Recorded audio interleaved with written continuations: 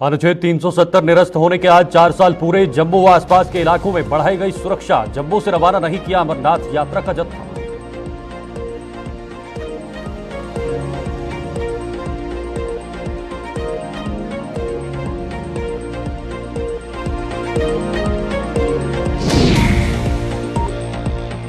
स्वतंत्रता दिवस के मद्देनजर अलर्ट पर बीएसएफ। सीमावर्ती लोगों को लिया जा रहा विश्वास में। संदिग्धों पर पैनी नजर रखने का किया आह्वान।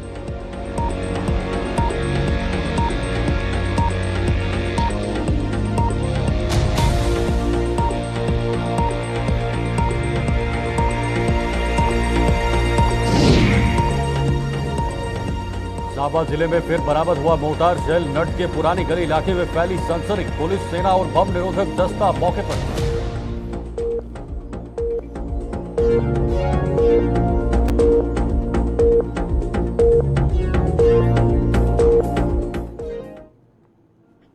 नमस्कार, गुलिस्तान न्यूज देख रहे हैं आप और जम्मू कश्मीर के इस खास बुलेटिन के साथ मैं शीतल शर्मा।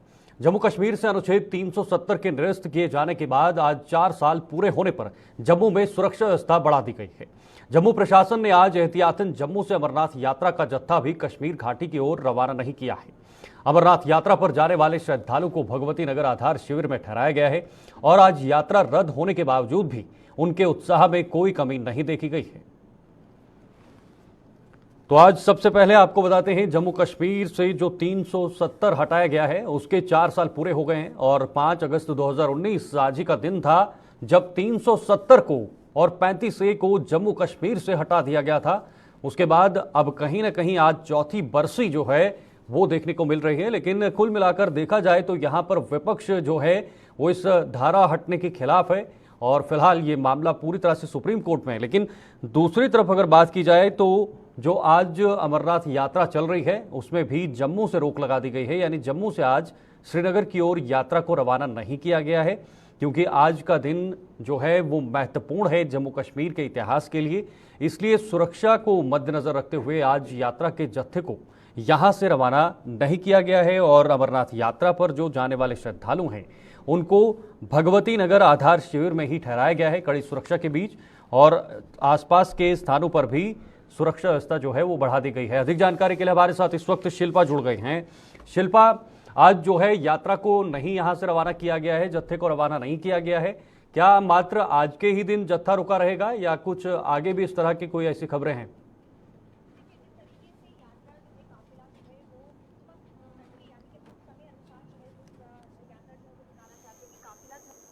जाता है कश्मीर घाटी की तरफ। आज यात्रा को सस्पेंड कर दिया गया है। आपको बता दें कि आज के दिन जिस तरीके से जम्मू कश्मीर को 2 हिस्सों में तकसीम किया गया और 370 धारा को खत्म किया गया, जिसके चलते यानी कि सुरक्षा के मद्देनजर रखते हुए यात्रा को आज के दिन सस्पेंड कर दिया गया है। जानकारी ये पहुंच रही है यानी कि आज ही का दिन जो है वो बताया गया। हालांकि कल जो है वो यात्रा सस्पेंड रहेगी नहीं रहेगी इसकी जानकारी अभी तक सामने नहीं आई है। लेकिन हम सुरक्षा व्यवस्था की बात करें तो जिस तरीके से सुरक्षा व्यवस्था को भी काफी ज्यादा जो है वो बढ़ा दिया गया है। यहाँ पे सुरक्षा बलों की तैनाती जो है वो चप्पे चप्पे पर देखने को मिल रही है। वहीं पर अगर कश्मीर घाटी की बात करें तो जिस तरीके से कुलगाम के हलान में एनकाउंटर देखने को मिला, जहां पर हमारे 3 जवान जो है वो शहीद हो गए और काफी दुखद है ये कि आज ही के दिन जो है यानी कि 370 धारा खत्म हुई थी और आज ही के दिन ये 3 जवान जो है हमारे शहीद हुए हैं। और यात्रा की बात करें तो 2 कारण यहाँ पे सामने आ रही है। मालूम ये है कि यात्री है वो काफी संख्या में नहीं पहुंच रहे, यानी कि उनकी संख्या जो है वो काफी ज्यादा कम हो चुकी है। और दूसरा पहलू ये है कि सुरक्षा के मद्देनजर रखते हुए यात्रियों को जो है वो काफिले को रवाना नहीं किया गया, यानी कि यात्रियों को किसी प्रकार की परेशानी ना हो, किसी दिक्कत का सामना ना करना पड़े, उसको लेकर यात्रा जो है वह सस्पेंड कर दी गई। शिल्पा, पहले भी यात्रा जो है वो मौसम की वजह से रोका गया था, लेकिन अब ये जो यात्रा रोकने का मकसद है वो सुरक्षा है, तो उत्साह अगर देखा जाए, श्रद्धा भाव देखा जाए तो किस तरह से देखने को मिल रहा है श्रद्धालुओं में? देखिए, जो जम्मू में यात्री पहुंच रहे हैं और जो बाबा बर्फानी के दर्शन करके यहाँ पर वापस लौट रहे हैं, काफी ज्यादा उत्साह जो है उनके चेहरे पर खुशी जो है वो साफ तौर पर नजर आ रही है। अगर उन यात्रियों की बात करें जो कि बाबा बर्फानी के दर्शन करने के लिए जा रहे हैं, जम्मू में पहुंच रहे हैं, उनमें काफी ज्यादा उत्साह जो है वो नजर आ रहा है, काफी ज्यादा खुश है और उनका ये कहना है कि बाबा बर्फानी जो है वो हमें हर साल बुलाए और हम हर बार यात्रा करें। और जो बाबा बर्फानी के दर्शन कर लौट रहे हैं, उनका ये कहना है कि काफी ज्यादा मन को सुकून मिला है, एक शांति मिली है, जो एक भावना होती है दिल में कि भोलेनाथ के दर्शन करने हैं, बाबा बर्फानी के दर्शन करने हैं, तो उनका कहना है कि बस बाबा बर्फानी जो है वो हर साल हमें बुलाए और हम हर बार जो है वो यात्रा के लिए जाए। बाकी अगर प्रशासन की बात करें तो किस तरह की व्यवस्थाएं अभी रखी गई हैं यात्रियों के लिए, क्योंकि एक चुनौती भी है, हालांकि यात्री जरूर कम हुए हैं लेकिन उसके बावजूद अगर देखा जाए तो किस तरह की व्यवस्था वहां पर दी जा रही है? देखिए, जिस तरीके से बीते समय की बात करें तो सुरक्षा व्यवस्था जो है वो काफी ज्यादा कड़ी देखने को मिल रही है। हालांकि आज भी काफी ज्यादा सुरक्षा व्यवस्था यानी बढ़ा दी गई है, कड़ी देखने को मिल रही है। मैं काफिले की अगर बात करूं जो कि हर रोज जो है वो रवाना होता है, आज के दिन सस्पेंड कर दिया गया, आज के दिन काफिला रवाना नहीं हुआ है। लेकिन बीते समय की अगर बात करें तो जब भी काफिला रवाना होता है, कड़ी सुरक्षा व्यवस्था के साथ काफिले को रवाना किया जाता है, जहाँ पे CRPF, CISF, Jammu Kashmir police के जवान जो है वो चप्पे चप्पे पर तैनात होते हैं और कड़ी सुरक्षा व्यवस्था यानी कि सीआरपीएफ गाड़ियों के साथ, कानवाई के साथ जो है वो काफिले को रवाना किया जाता है। और अगर लंगर व्यवस्था की बात करें तो लंगर व्यवस्था भी देखने को मिल रही है। हालांकि संख्या कम हो चुकी है लेकिन फिर भी लंगर जो है वो भगवती नगर की यानी कि भगवती नगर एरिया में जो है वो आज भी लंगर व्यवस्था जो है वो देखने को मिल रही है। और साथ ही साथ अगर पंजीकरण की बात करें तो पंजीकरण का सिलसिला जहाँ पर 5 धामों में बंद हो चुका है, यानी कि वैष्णो धाम, सरस्वती धाम में बंद हो चुका है, लेकिन भगवती नगर में पंजीकरण हो रहा है और यात्रियों को पूरी तरीके से, पूरी प्रकार से सुविधा जो है वो उपलब्ध करवाई जा रही है। ठीक है, ठीक है, बहुत बहुत शुक्रिया आपका शिल्पा, तमाम जानकारी साझा करने के लिए। आप नजर बनाए रखेगा क्योंकि अभी भी यात्रा सुचारू रूप से चल रही है। हालांकि आज यात्रा को निलंबित किया है लेकिन ये उम्मीदें हैं कि कल से फिर यात्रा जो है वो शुरू होगी। आज धारा 370 के 4 साल होने पर इस यात्रा को रोका गया है।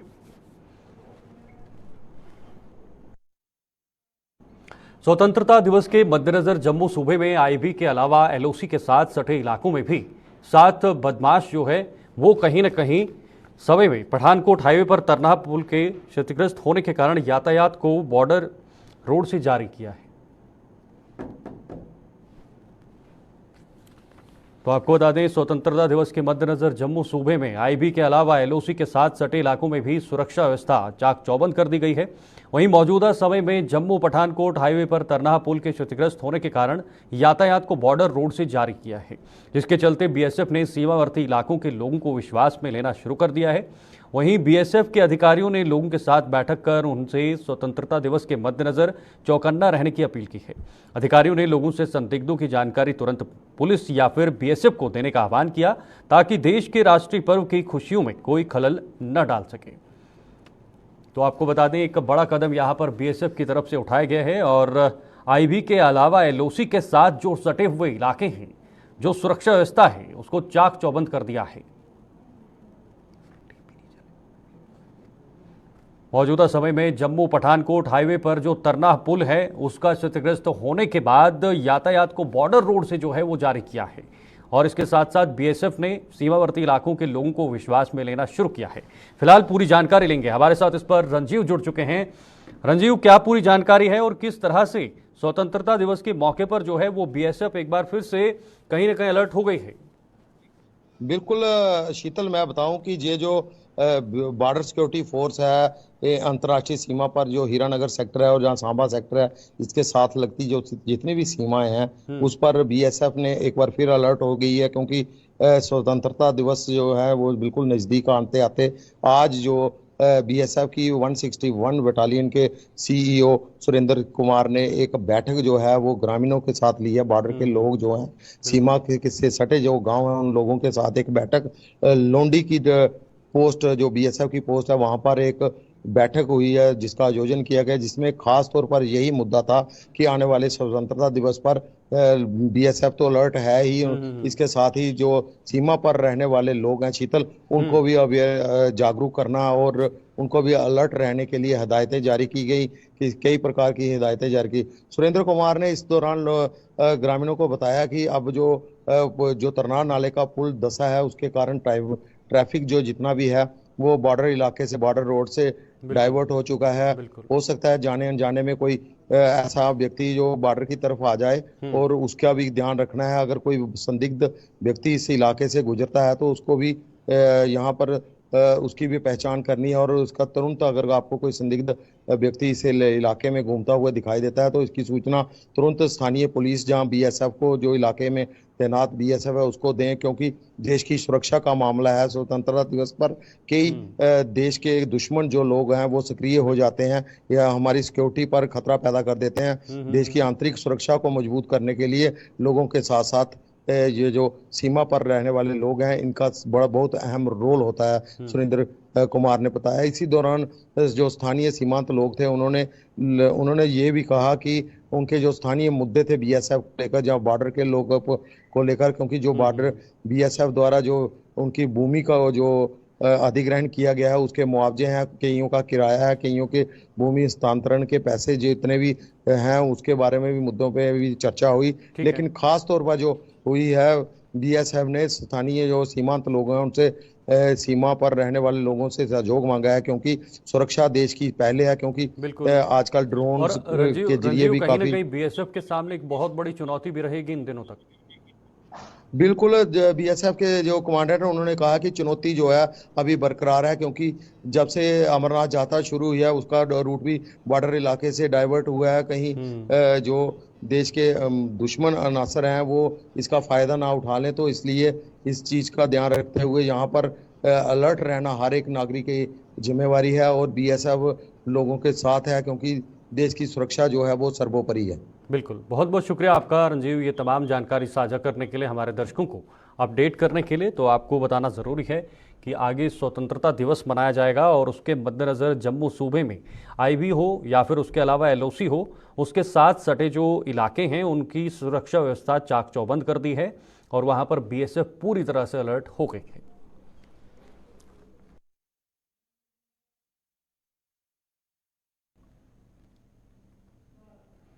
सांबा जिले में नड के पास आज एक मोटार शेल मिलने से वहां सनसनी फैल गई।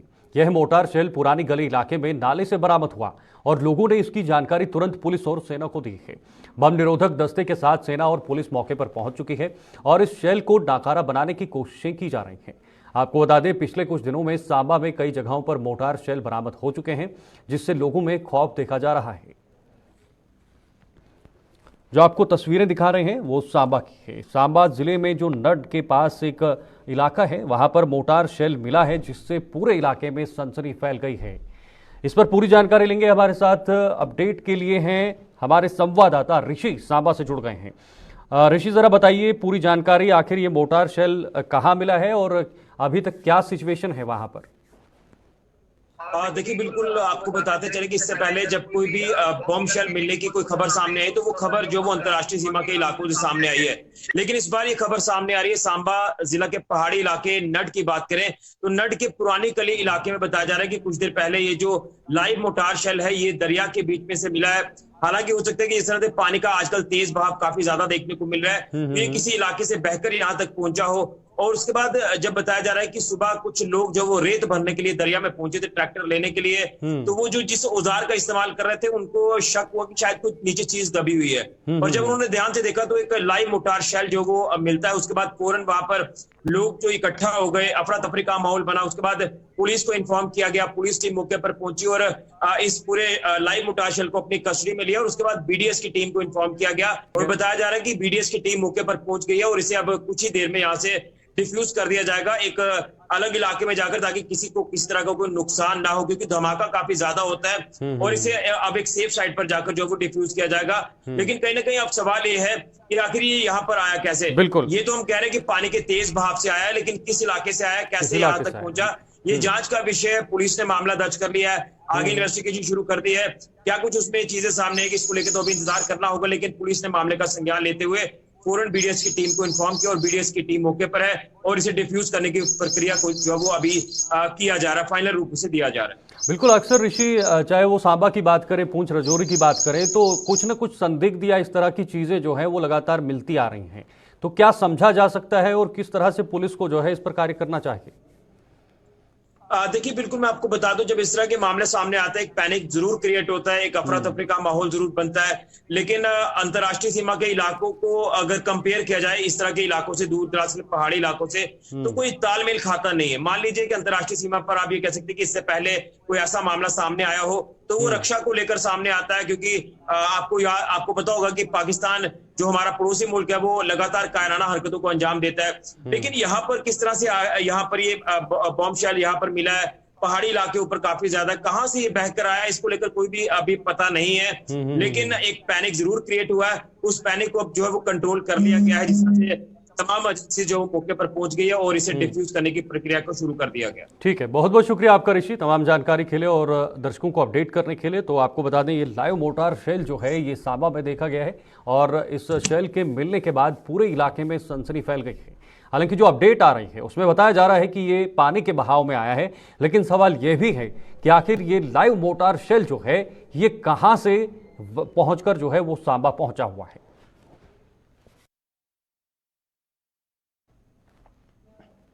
अब तक कई फीचर फिल्मों और 100 से ज्यादा म्यूजिक वीडियो का निर्माण कर चुके जेके सिनेफ्लेक्स ओटीटी प्रोडक्शन हाउस ने मौजूदा साल में एक बड़ा लक्ष्य निर्धारित किया है।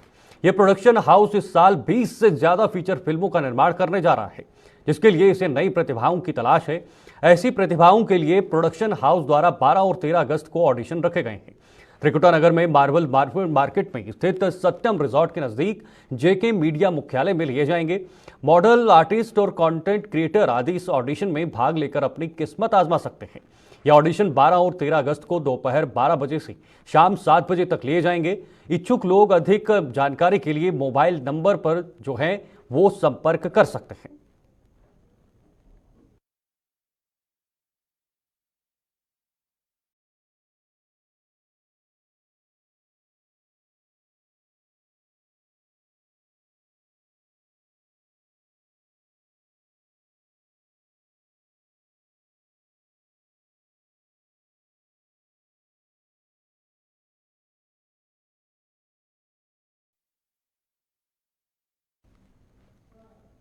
रुक करते हैं अगली खबर का। मौजूदा समय में बरसात के मौसम में होने वाली बीमारियों से कई लोग ग्रस्त होकर अस्पतालों में पहुंच चुके हैं और डेंगू का खतरा भी अब सिर पर मंडराने लगा है। जम्मू के जेएमसी अस्पताल प्रशासन ने डेंगू के संभावित प्रकोप से निपटने का खाका तैयार कर लिया है और इस संबंध में जेएमसी के नवनियुक्त प्रिंसिपल भी संबंधित स्टाफ के साथ बैठक कर चुके हैं। जेएमसी के सुपरिंटेंडेंट डॉक्टर नरेंद्र सिंह ने बताया कि डेंगू से बचाव के लिए उठाए जाने वाले कदमों के प्रति जागरूकता अभियान जल्द शुरू किया जाएगा और इसके अलावा इस अस्पताल में भी तमाम संसाधनों की आपूर्ति कर ली जाएगी। डेंगू के लिए हमारी तैयारी पूरी है। अभी as a GMC government medical college hospital और एसोसिएटेड जितने भी हॉस्पिटल हैं under the leadership of principal medical college and administrative secretary, जिन्होंने कल ही येस्टरडे मतलब डेंगू का एक प्रिपेयर्डनेस का पूरा अपना प्लान बनाया है और आज उसी की सीक्वली में हमारे प्रिंसिपल सर ने भी एक मीटिंग करी। और डेंगू क्योंकि हमारा एक्सपीरियंस है अब डेंगू के साथ 1-to-1 होने का, तो उसमें जिस तरीके की प्रिपरेशंस हमें चाहिए होती हैं वो हम लोग ऑलरेडी उनको प्लेस करने की तैयारी कर रहे हैं। उसका एक पूरा SOP रिलीज़ हो जाएगा 1-2 दिन में, पेपर में भी आ जाएगा और उसके लीफलेट्स भी बन जाएंगे कि अगर किसी को डेंगू हो जाता है तो उसको कहाँ और कैसे अप्रोच करना है। मेडिकल कॉलेज में एंट्री के 2 पॉइंट्स होते हैं, एक OPD के रास्ते और एक एमरजेंसी के रास्ते। उसके बाद इसमें टेस्ट बहुत ज़रूरी होते हैं। टेस्ट में भी कुछ ऐसे टेस्ट होते हैं जैसे सबको पता है जब डेंगू हो जाए तो प्लेटलेट्स देखने होते हैं, तो 24/7 फैसिलिटी प्लेटलेट्स काउंट की। और जब प्लेटलेट ऊपर नीचे होने लगते हैं, ज़्यादातर जब नीचे होने लगते हैं तो फिर हमको स्पेसिफिकली जो ब्लड की ज़रूरत होती है उसकी भी हमारी तैयारियां पूरी हो गई। हमारे ब्लड बैंक और उनकी जो कंपोनेंट लैब्स हैं वो काफ़ी स्ट्रेंथन्ड हैं इस वक्त। We are ready for the show.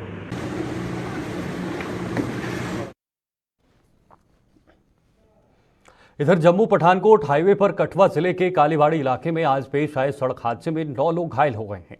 यह हादसा तब पेश आया जब एक डंपर ने सवारियों से भरी एक मिनी बस को पीछे से टक्कर मार दी, जिससे वो पलट गई। इस हादसे में घायल लोगों को इलाज के लिए तुरंत जीएमसी कठुआ पहुंचाया गया है, जहां उनकी हालत स्थिर बनी हुई है।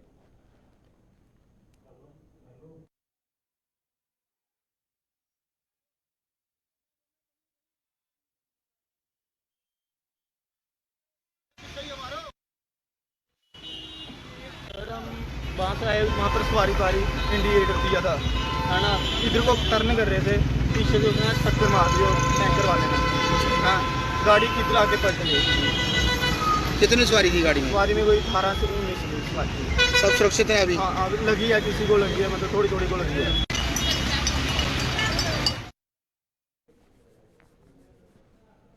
वहीं जम्मू कश्मीर पुलिस में सेवाएं देकर सेवानिवृत्त हो चुके नॉन गैजेटेड मुलाजमों ने आज एक बार फिर जम्मू कश्मीर प्रशासन के खिलाफ प्रदर्शन कर अपनी मांगों को जोर शोर से उठाए हैं।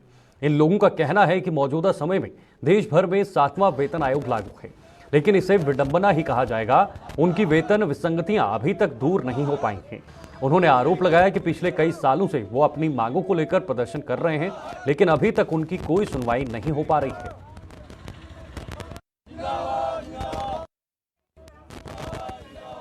सर, हमारा जो देराना मसला है 1196 से हमें डिनाई किया गया। जो 5th पे कमीशन उस वक्त लागू हुआ तो वो हमें नहीं दिया गया ASI और हेड कांस्टेबल को। बाकी तमाम रियासत के एम्प्लॉय को वो उसका ग्रेड का बेनिफिट दिया गया। उसके बाद 6th पे कमीशन आया, एज इट इज़ उसी तरह रखा गया। 7th पे कमीशन में भी उसी तरह। वो 1196 से 17/10/14 तक जिन लोगों को ने सर्विस की है या रिटायर हुए, उनको इन 3 पे ग्रेडों का कोई बेनिफिट नहीं मिला। तो लिहाजा हम आपके माध्यम से ये गवर्नर साहब को ये बावर कराना चाहते हैं कि हमारा जो देराना मसला है इसको हल किया जाए और हमें रात इंसाफ दिया जाए ताकि हमें रात की सांस मिले। बिजली की कटौती के कारण जिला सांबा के रामगढ़ सेक्टर के किसानों की धान की फसल पूरी तरह से प्रभावित हो रही है। परेशान किसानों का आरोप है कि इस समय धान की फसल को पानी की सख्त जरूरत है, लेकिन बिजली की अघोषित कटौती के कारण वे अपने खेतों की सिंचाई नहीं कर पा रहे हैं। किसानों के मुताबिक JPDCL ने किरायों में जहां बढ़ोतरी की है, वहीं बिजली की अघोषित कटौती भी भारी बढ़ोतरी की है, जिससे उन्हें भारी नुकसान हो रहा है। किसानों ने JPDCL से 19 घंटों तक बिजली की आपूर्ति करने की मांग की है। बिजली का जो सिस्टम है ये पूरी तरह मतलब एक किस्म से फेलियर माना गया है, क्योंकि अभी लेटेस्ट ही 2 बजे बत्ती आई थी और 3:15 बजे बंद हो गई और एक्चुअली ये 4 घंटे कंटिन्यू आनी थी। तो बीच में मतलब आधा टाइम तो जो बत्ती के इसका टाइम टेबल है उससे भी कट ज़्यादा रहता है। बिजली कंटेनमेंट से कितना नुकसान हो रहा है? बिजली से बहुत ज़्यादा नुकसान हो रहा है, जो कि रेवेन्यू लगातार बढ़ाते जा रहे हैं। और बिजली जो है 4 घंटे अगर देनी है तो उसमें भी 1.5-2 घंटा बड़ी मुश्किल से आती है और उसके बाद इनका कट है। और दिन में भी कट है, रात को भी कट है, दोनों टाइम कट है। या तो चलो दिन को मानते हैं कि ओवरलोड है तो रात को कम करें तो चलो किसान रात को परेशानी झेल लें, लेकिन दिन रात दौड़ने के बावजूद भी जो पानी खेतों में नहीं पूरा कर रहे हैं पंप सेट, क्योंकि लाइट ही नहीं है। धान की रोपाई चलती है और लाइट पूरी नहीं मिल रही। हर 2 घंटे बाद कट लगता, ਉਹਦੇ ਵਿੱਚ भी कट लग जाता। ਇਹ ਤੇ ਬੜੀ ਇੰਦਰ ਦੇਵਤਾ ਦੀ ਮਿਹਰਬਾਨੀ ਹੈ ਕਿ ਜਿਹੜਾ ਉਹ ਬਾਰਿਸ਼ ਦੇ ਰਹੇ ਨੇ ਤੇ ਸਾਡਾ ਕੰਮ ਚੱਲ ਰਿਹਾ। ਅਦਰਵਾਈਜ਼ ਸਾਡਾ ਇਹ ਕੰਮ ਚੱਲ ਨਹੀਂ ਸਕਦਾ। ਲਗਭਗ ਸਾਡੀ धान ਦੀ ਰੁਪਾਈ ਜਿਹੜੀ ਆ ਉਹ ਕੰਪਲੀਟ ਹੋਣੇ ਵਾਲੀ ਆ ਔਰ ਸਾਡੀ ਆਉਣ ਵਾਲੇ ਟਾਈਮ 'ਚ ਅਗਰ ਬਾਰਿਸ਼ ਰੁਕ ਗਈ ਤੇ ਸਾਡੀ ਫਸਲ ਜਿਹੜੀ ਆ ਇਸ ਲਾਈਟ ਦੇ ਕੰਨੇ ਜਿੰਨਾ ਇਹ ਕੱਟ ਲਗਾ ਰਹੇ ਨੇ ਇਹਦੇ ਕੰਨੇ ਪਲਣੀ ਬਹੁਤ ਮੁਸ਼ਕਲ ਹੈ। और इस वास्ते साड़ी गुजारिश है कि लाइट जी बंद होने के कारण की समस्या आती होगी? लाइट बंद होने की समस्या ये होती है कि जोड़ा 2 घंटे च पानी जिथे तक लगा होंदा वो 2 घंटे कट दे विच पानी सुक जाता है। फ्लड आने के बाद साड़ियाँ जमीनां जड़ियाँ रेतलियां हो गई, इत्थे पानी जोड़ा ज़्यादा टाइम खड़ा नहीं रहिंदा। 2 घंटे बाद फिर पानी उस एरिए च घुमदा जिहदे विच असीं 2 घंटे पहले घुमाया था।